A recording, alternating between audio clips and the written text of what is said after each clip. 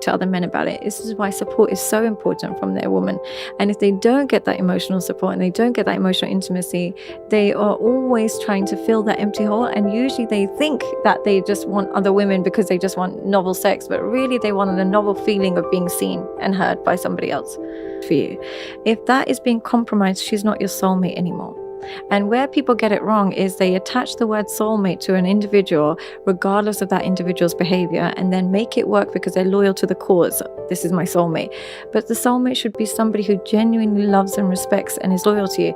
If those things are being compromised, you have to change your mindset and say, this is no longer my soulmate. I might continue this relationship, but this is no longer my soulmate. And we don't even need the word soulmate. So I have to either I stay, but I reevaluate this person and realize that they have the ability to hurt me in a way I didn't think they did.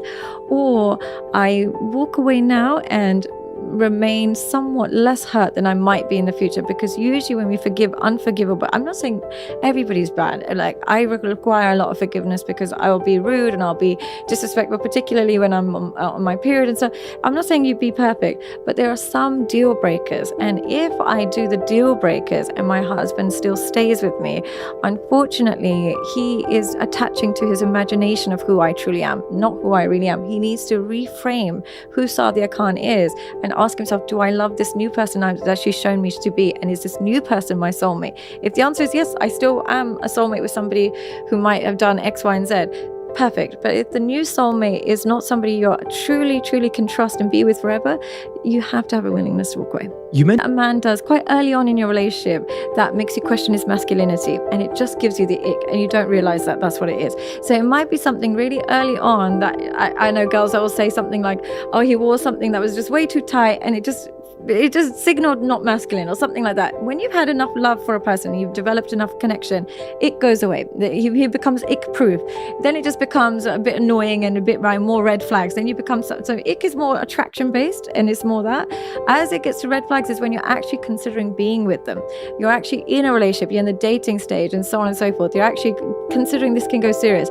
Red flags are things that everybody's are different, but ones are things that would potentially cause you to end the relationship at some stage, or could potentially lead to a behavior that you would find unacceptable in the future.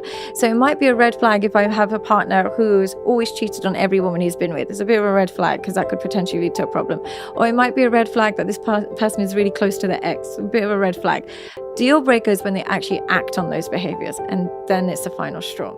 I think it would be nice if you would make your deal breaker your treatment. If everybody could make their treatment, like how they're being treated, it would be important. But some people, they're so difficult partners that they kind of get poor treatment as well.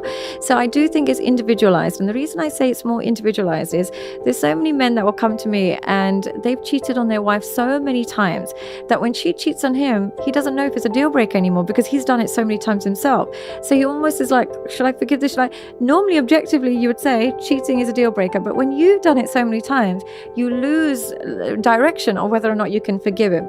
So the more misbehavior you engage in, the less clear your deal breakers get. By you behaving in a way that's respectful for the relationship, the deal breakers become very, very clear, and you know what you deserve and what you don't deserve. When you misbehave a lot, the deal breakers get muddled.